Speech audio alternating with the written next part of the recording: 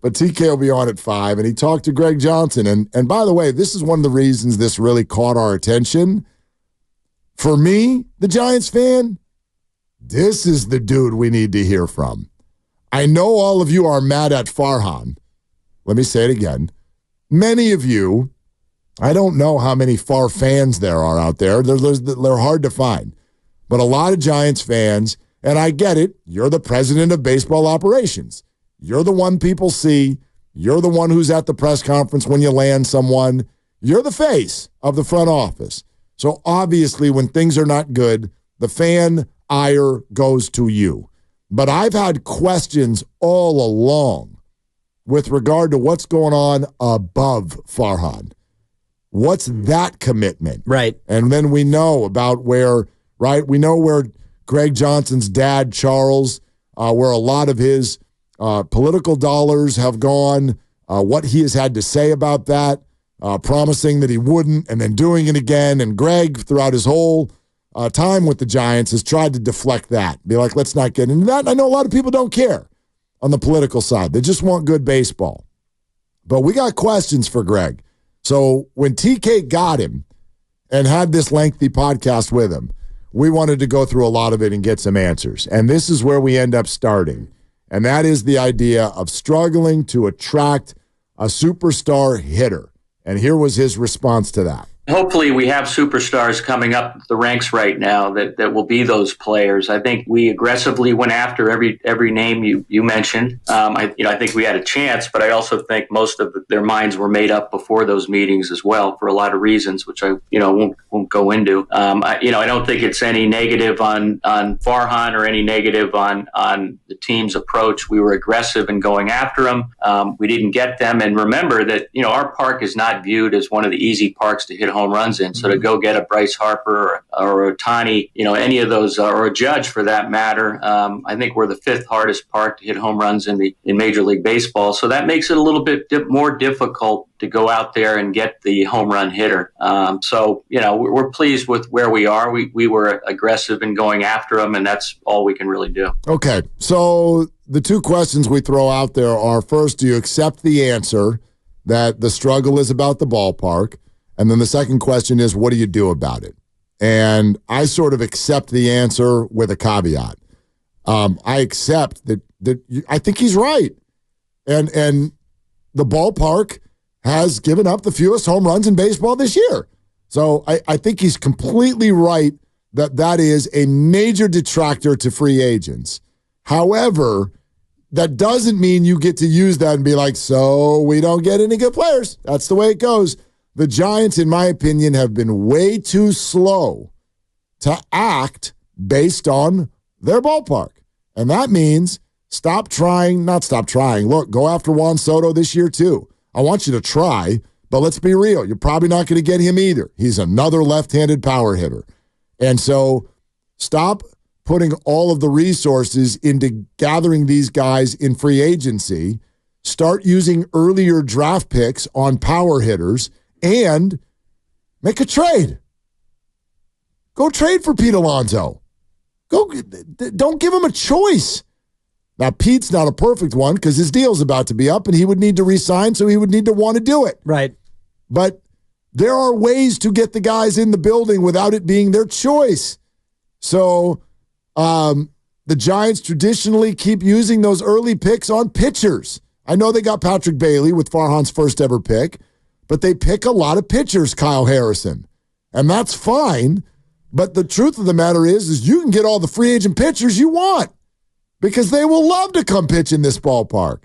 So that would be my response. More resources need to be put toward getting hitters in a way that is not free agency. Right, and developing hitters who actually have some pop because other teams have found a way to draft and develop guys who are actually power hitters. And you can Marco Luciano me all you want, and he's hitting 375, and he looks like he's a legitimate hitter, but he's not a power bat, at least not at this point. Maybe he develops into that at 22, and Ramos and Matos, neither one of them is really projecting in my eyes as a legitimate slugger. And you look at the ballpark, and you mentioned it, it's the least home run friendly ballpark in all of baseball, yet you've been out homered in your own park 23-18 of the 41 home runs hit, you've hit 18. The opponents have hit 23. So that's not dramatically worse, but you are 21st in the league in home runs, no matter where you play. So for me, it's more about the roster and the farm and the development than it is the ballpark. And yes, the ballpark's tough to hit in. Yep. And it's always one of the more pitcher-friendly ballparks, but you won 3 World Series with a ballpark that was not necessarily hitter-friendly. Correct, and they were constructed differently at that time. They were. And they had, and I know that none of them are going to get there probably because of longevity, but like that was a Hall of Fame pitching staff. I mean, like the output that they were getting, to have Lincecum and Kane and Bumgarner and the bullpen structured the way it was down there with Romo and B. Weezy and Affeld and Javi and everything. Like it was a brilliant pitching staff. A brilliant pitching staff. You know, those teams were nicknamed torture. They weren't hitting the ball all over the yard either. But I'm looking, in 2010, the Giants were 10th in the league in home runs. Yep. And they hit 162, which nowadays might put you about 21st. 48th. Exactly. Yeah. But, you know, relative to what you were doing, you were 10th in baseball in home runs. And that was playing in the exact same ballpark. And actually the ballpark then, as you mentioned, was tougher to hit in. The dimensions were bigger, Correct. and yet you were still top 10 in home runs. Yeah, let's go to the phones. But I would love this stat. Where are the Giants on the road home runs versus opponent? So how many homers, not just how many they've hit on the road, you gave us that, but how many of their opponents hit in those games when they were at their place? I'd love to see that. Let's go to Neff in Santa Clara. Hey, Neff, you're on with Willard and Dibs. What's up? Hey, what's up, guys? Love listening to you guys every day. I swear you guys are like peanut butter and jelly, lamb and tuna fish, if you may. Shout out to Big Daddy, the movie. Wow. You know. Nice. But on a serious note, though, the first question, I don't accept that. Not even with a caveat, because I listened to a lot when Buster Posey spoke on this matter. I think it was maybe in December. His quote came out saying that a lot of people don't want to come and play in SF because of the city. Yep. I get that too, but my response also to that is we're a very commutable area. There's Marin, there's Tiburon, there's Sausalito, you got Burlingame, San Bruno. They don't have to live directly in the city. So that's all the way out. The second one, I guarantee this weekend when the Yankees come into town between Stanton, Soto, and Judge, out of 3 games, between those 3, there will be at least 2 to 3 home runs hit. We just got to get better guys, guys. That's it. Better guys, better coaching, better development. I mean, that's all I got. Love you guys. No, before you Neff, go, yeah. Neff, who's peanut butter and who's jelly? It's important to me. That's a good question. Yeah, thank I you. know which one I'm looking for. Come on. Okay. Just because I've been listening to my boy Dibber Claus Let's go. a little bit longer than the man, Willard, I think my boy Dibs wants to be the peanut butter. I'm on crunchy or smooth, though. Crunchy or smooth, I'm up in the air about. This is a big question. I'm a super chunk kind of guy. I'm personally a super chunk guy. A lot of people are the smooth, but I like croutons in my salad, guys. I'm a crunch guy. So I'm going to go with the super chunk peanut butter for Dibber Claus, and I'm going to give the grape jelly to my boy Willard. I don't know if that's a popular thing to do, but that's what I'm going with. Wow, I'll be jelly because Jam don't shake Neff. like that. Yeah. And thank you, Neff. Neff, I mean, you had me until you got the super chunk. I have so many takes now. He said crunchy peanut butter is super chunk. Like somebody that likes croutons in their salad. I won't eat a salad if it doesn't have croutons. Right? But I like my peanut butter smooth. I'm with you. Call me smooth. Yeah. Smooth. Call Carlos me Santana. smooth. I'm with you. Come on. I'm thinking about Smooth, one of the characters from Get on the Bus, the great movie. Call me smooth is what he said. I could never do the chunky peanut butter. Maybe it's because my spreading skills aren't great. But you take the peanut butter when it's chunky, hard to really get it an even spread on the bread. I knew a guy that swore that both items were supposed to go on one piece of bread. Jail that man. And then lock you just him up. put the other piece of bread on top. No. And I was like, what happens to your knife? Like, whichever one you put on first, you've now got to dunk that sucker. No. Like, and it's you're going to corrupt your jelly. It's all right, corrupted jelly. That might be my fantasy team name. I was going to say. Corrupted Jelly. Like if Sean Jelly ever scuffed up the ball, right, he would be Corrupted Jelly. All right, anyway. As we're talking home runs, and I know Grandy has the home road split, yep. I just wanted to offer this into the equation. When the Giants won the World Series in 2012, they were 30th in home runs. There you go. 30th. They hit 103 home runs, Mark, life's in 2012. Now. I would say life's different now. I would agree, but I'm pointing out the fact that you can win a different way. 2014, they were 6th to last in home runs. Hunter Pence says this to us every time he comes on. He's like, this has nothing to do with winning. Pitching and defense, nothing else. So quit trying to change the ballpark, Greg Johnson. It's not that. I think that we've changed. The game has changed. The DH is here now. We've been asking for an interesting lineup. I mean, in 2010, they won the World Series, but I wonder, if they hadn't, would we look back on that team and be like, that was really fun? We called it torture. It was fun because they won. It wasn't like going to the game. You're like, buckle up, honey, this is going to be crazy. No, it's going to be 2-1, and you're going to be mad, especially if Matt Cain is on the hill, because you're probably going to be the team that has 1, and the other team's got 2. It was a slog offensively. It was, but relative to the league, they were better offensively than the 2012 team, and better than the 2014 team, and better than actually the current team as well. Grandy, what do you got? Yeah, so we already talked about the home ones. I'll give those to you again. 28 home games, 18 home runs for the Giants, 22 for opponents. Okay. 29 road games, 33 homers for the Giants, 32 for opponents. Look at that. Again, it's almost even Steven in both places. Sure. But that's a lot more home runs, and it's more than their opponents. By one, yeah. Well, but what? Sure. You made a thing when it was by 4. It's right. by 4 at home. It's pretty even. They're pretty commensurate with who they're playing. So, and again, we're not even necessarily talking about this lineup.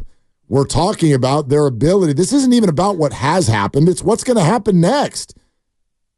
What do you say to Juan Soto? You're now out in the public being like, so Bryce doesn't want to come here. Shohei doesn't want to come here. Nobody likes hitting here. Hey, Juan, have a seat. We want to pitch you. What's he going to say? I don't want to hit there either. Just show him 309 down the right field line. Yeah. That thing's a short porch. He ain't stupid. It's like the pesky pole. Granted, stupid. the wall is 71 feet high, and it jets straight out into the bay. It goes from the line to right center field at an angle that baseball's never seen before. It shoots straight out. And I hate to keep going to the Reagan line, but then just tear down that wall, Gorby.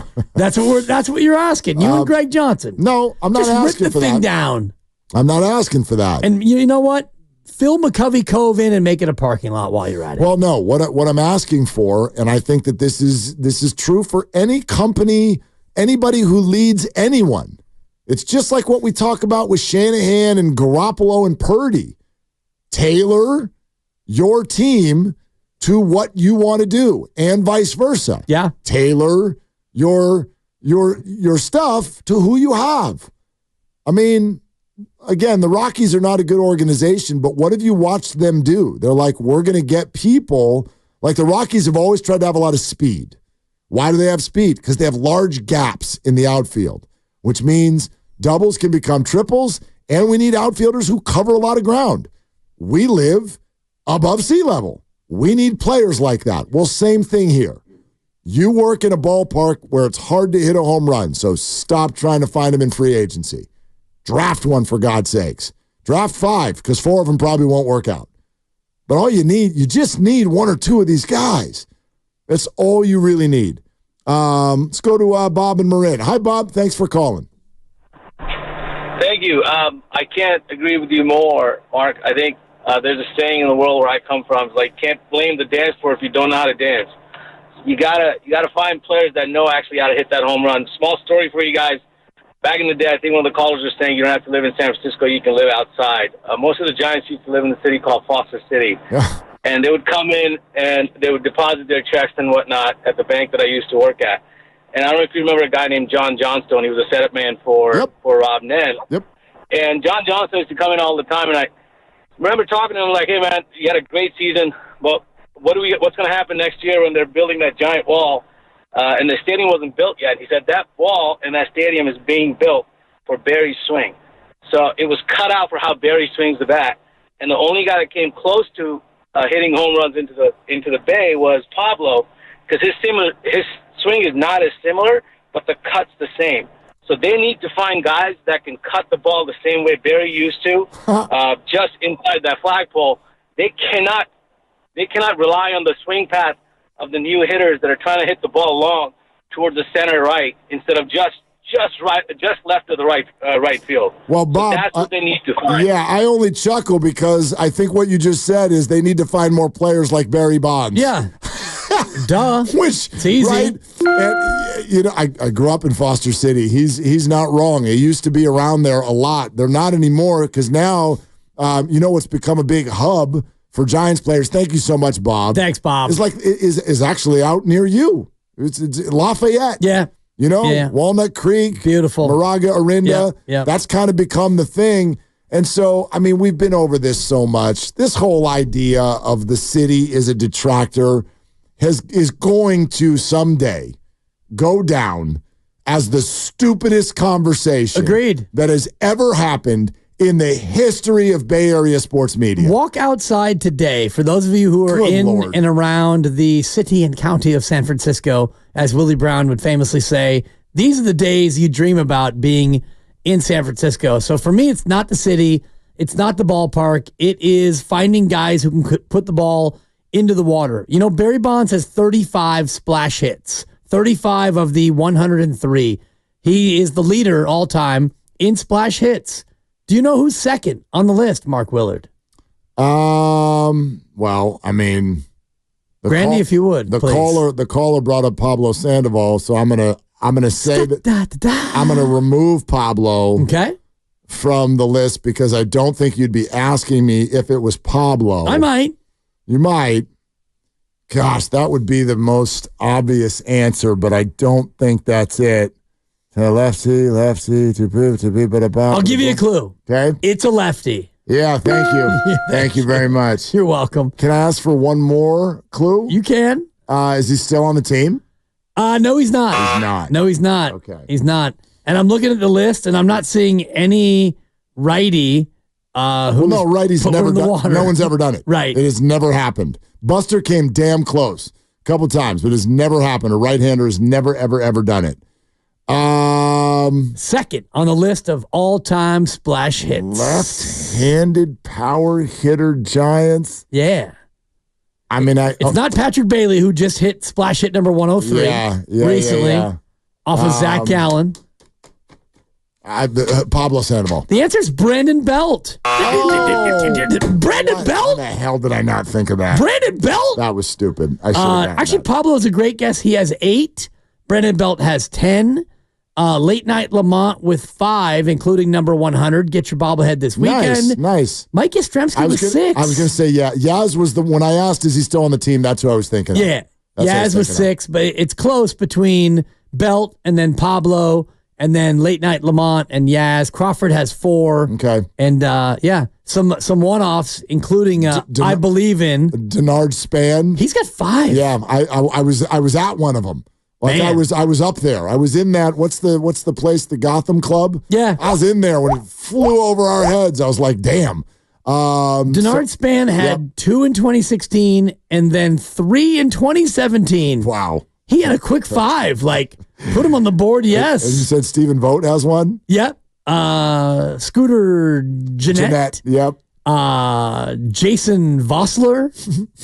I mean, it's some pretty fun names so on random. here. Yeah. So random. Anyway, I thought you'd enjoy a little splash hit memory lane. Jonathan in the city. Hi, Jonathan. What are you doing? Just cooking some liempo. It's if you're Filipino, liempo is the undefeated meat. You guys got a question, and the answer is I don't agree. It sounds like the guy was born 10 years ago. I mean, we used to have the greatest hitter of all time here, right? And then that resulted in some heartbreaks. And if you think about the history of the park, how they went 10, 12, and 14 is by pitching. So embrace who you are. If you can't bring in hitters, homegrown it, or just bring in more pitchers, right? Build up the bullpen and get some stud pitchers here, because that's how we win here in the Bay Area with the weather and the dense air.